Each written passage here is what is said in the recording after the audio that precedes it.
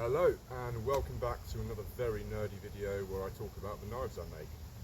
In this video I want to introduce and discuss one of my favourite designs as well, and that is the Leshy.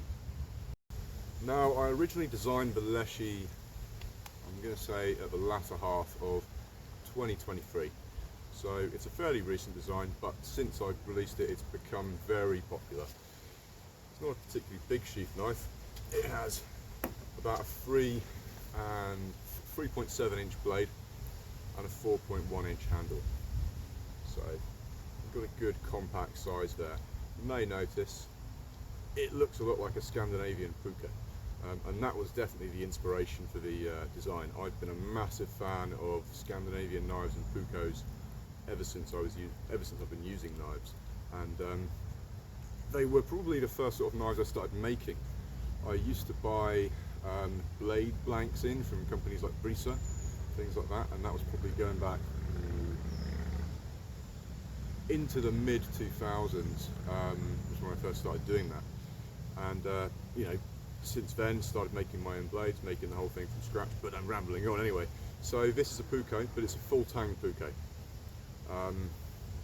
Essentially what I wanted to do was to create the smallest, most compact knife with the highest performance for most of the tasks that you'd be encountering in the woods. And let's be honest, most of the time we're not chopping down trees and batoning through huge logs.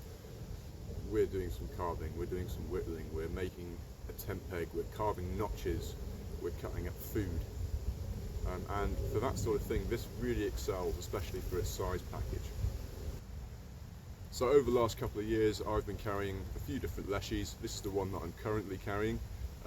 This one has a red and black burlap micarta handle, same as my Evo Pro, but it's riding on these glow dark liners, which personally I just think looks super cool. Is there much of a point to it? Maybe, but honestly I just think it's cool, and I like playing with it in low light and just twiddling it around like a madman. But that's besides the point, because we're here to talk about the knife design and what it's good for. So let's start off with the handle. The handle's proper simple. You'll notice there's no sort of guard here. It's a nice sort of oval. So when we're holding it in our hand, it just matches into the shape of our palm, and because of the oval, it's not going to try and rotate when we're using it. It just sits in there really comfortably in all manner of grips. At the back we have a nice fishtail.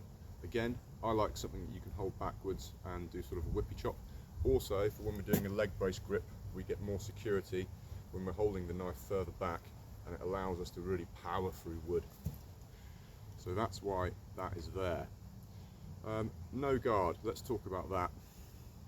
It's nice to have a guard sometimes on knives, especially when you're using a knife with gloves, if it's in sort of a wet, slippery conditions. But this is primarily aimed at sort of woodwork, sloyd, as well as bushcraft. So for that I wanted the ability to get right up onto the blade, choke up, do rotations, and not have a guard to get in the way. And if you're experienced enough using a knife, then you shouldn't have any problems with that.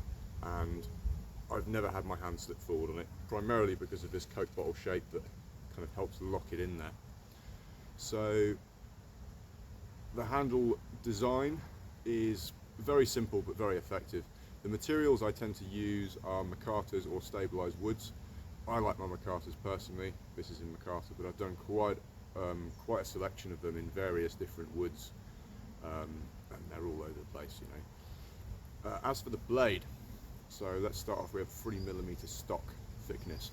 Why 3mm? Well, 4mm is great.